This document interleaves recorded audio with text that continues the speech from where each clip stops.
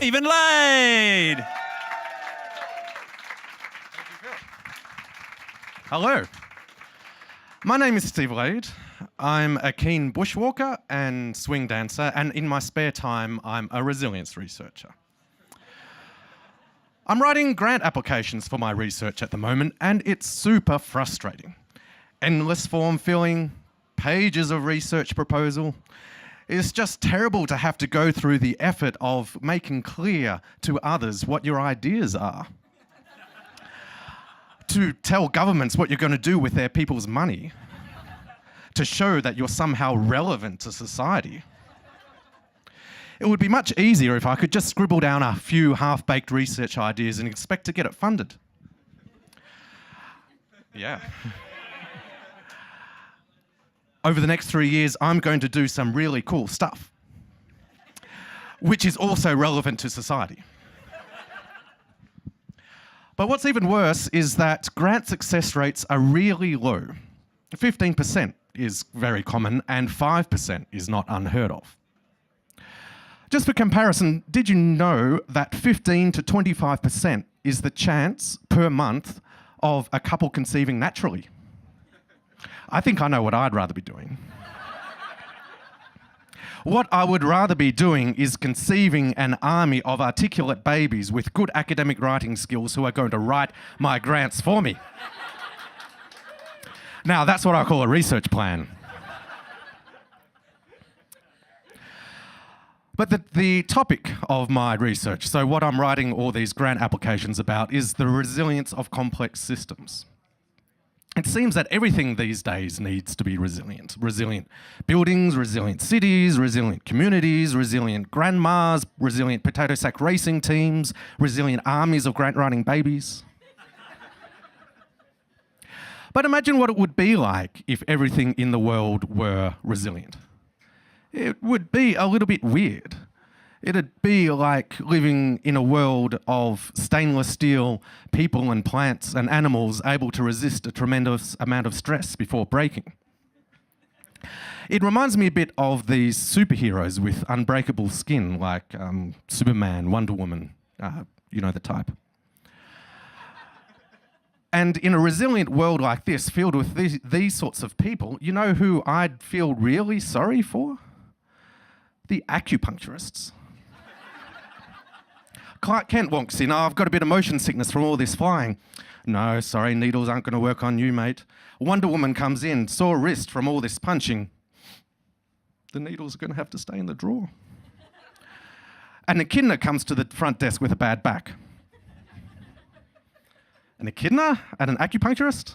What? No.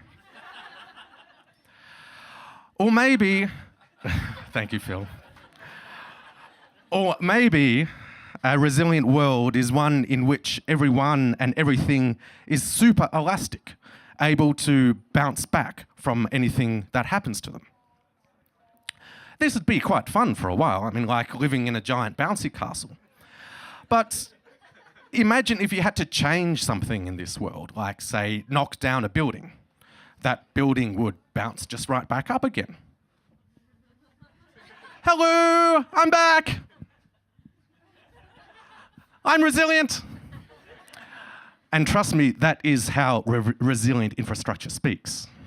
I'm the expert.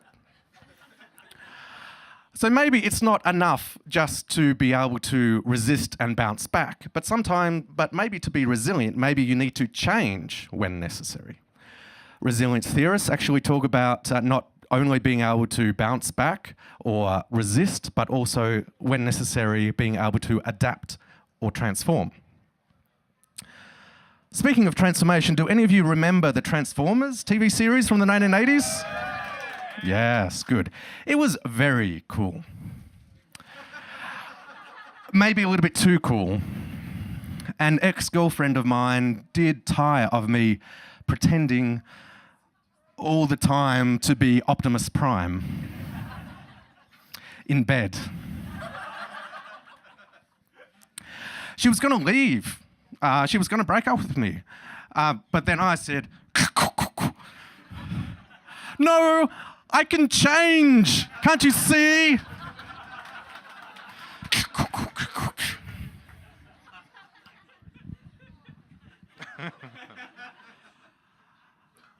But what annoys me sometimes, actually, is all this emphasis on individuals being resilient. I mean, sure, individual psychology matters, but it's the systems that we're embedded in, the economic, political, social, ecological, trade systems that really affect whether we're resilient. So for a resilient future, maybe what we need to do is change the system.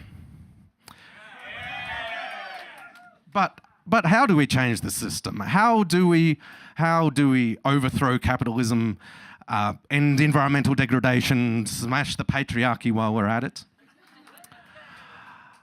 I have a plan, and here's my plan.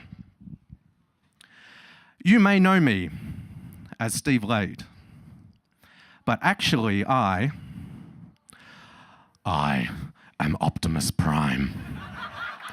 And I am building an army of resilient babies with good academic writing skills that will fund bouncing castles, stainless steel people, talking buildings, and acupuncturists.